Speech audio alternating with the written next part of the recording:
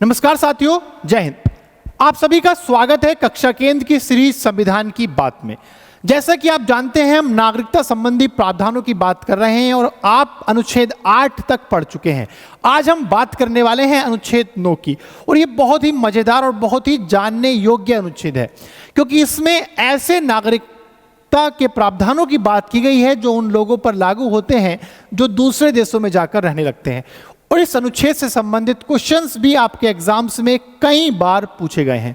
और सबसे पहले आप सभी को पता होना चाहिए कि भारत के संविधान में एकल नागरिकता का प्रावधान है, सिंगल सिटीजनशिप का हमारे यहाँ प्रोविजन है। हमारे यहाँ दोहरी नागरिकता का प्रावधान नहीं है। अब बहुत सारे लोगों को ये एकल नागरिकता और ये डुअल सिटीजनशिप समझ में नहीं आता है, यही मैं आपको समझाने वाला हूँ। सबसे पहले सुनिए, भारत के आप नागरिक हैं, हम सभी भारत के नागरिक हैं।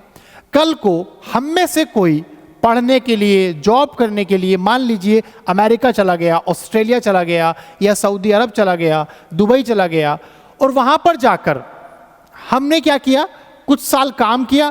कुछ साल काम करने के बाद हमें लगा कि यार यहाँ तो सब ठीक है, अच्छी खासी कमाई हो रही है, रहने की व्यवस्था बढ़िया है, और मान लीजिए वहाँ पे जाके आप किसी को या आपको किसी से प्रेम हो गया, आपको लगा अब शादी भी हो जाएगी, लाइफ सेट है, ठीक है। जैसे मान लो पंजाब के बहुत सारे लोग कनाडा में जाके रहने लगे और वो वहीं रहने लगे। फिर कैसे?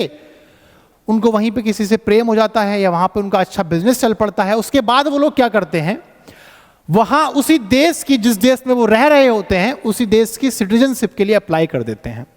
और यहीं पे अनुच्छेद 9 का काम शुरू होता है, क्योंकि अनुच्छेद 9 कहता है यदि किसी व्यक्ति ने किसी विदेशी राज्य की नागरिकता स्वेच्छा से अर्जित कर ली है तो वह अनुच्छेद 5 के आधार पर भारत का नागरिक नहीं होगा, या अनुच्छेद 6 या अनुच्छेद 8 के आधार पर भारत का नागरिक नहीं समझा जाएगा।